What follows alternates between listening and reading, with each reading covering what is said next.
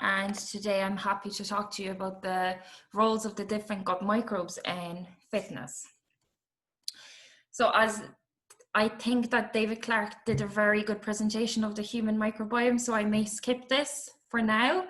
However, something I would really like to address is microbial diversity. So as Kristen has mentioned, microbial diversity is when you have more of different types of microbes in your gut.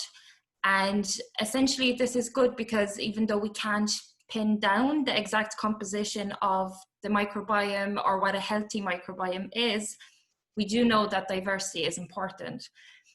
And we know that because it's thought to maybe withstand various different challenges in your life, such as antibiotic stress or inflammation.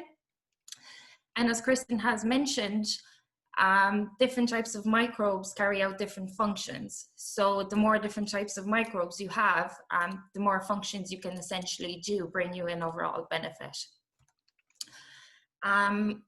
We can also pinpoint a relationship between exercise and the microbiome. So exercise is thought to interact with your gut-brain axis, which is essentially the communication between your brain and your gut microbes.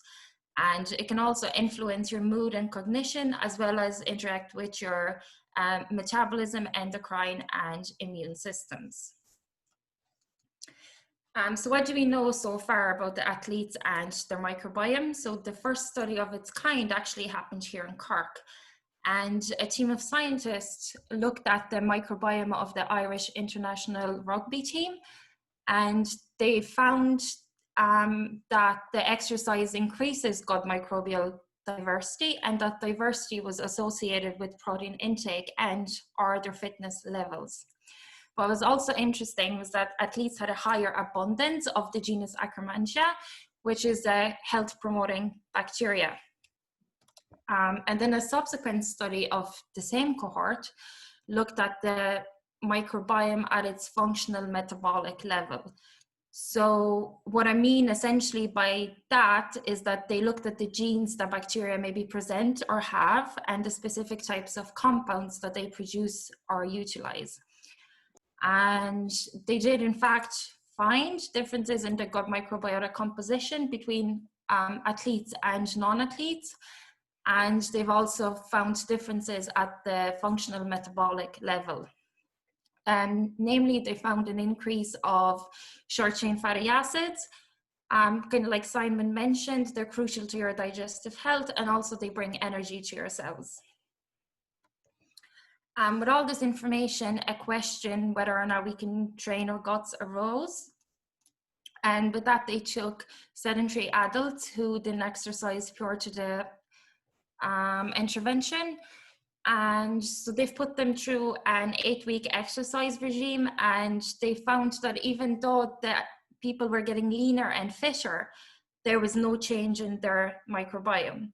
So they concluded that it isn't about the 8 weeks of exercising. The microbial diversity that we're so interested in could be really attributed to the lifelong adaptation to fitness that athletes do have. And with all of this, that leads me to my own PhD, which looks at isolating novel probiotics from the athlete gut. And these probiotics are going to be targeted to an athlete as well as the general population. So just to recap you on why are we looking at athletes? So as I mentioned before, their microbiomes are more diverse, and this diversity is accompanied by changes, increases, or shifts in different types of species that we hope to isolate and study. And the other side of the coin is, why do athletes need probiotics? Essentially, they tend to train a lot, and sometimes their training load isn't balanced to the recovery period, which tends to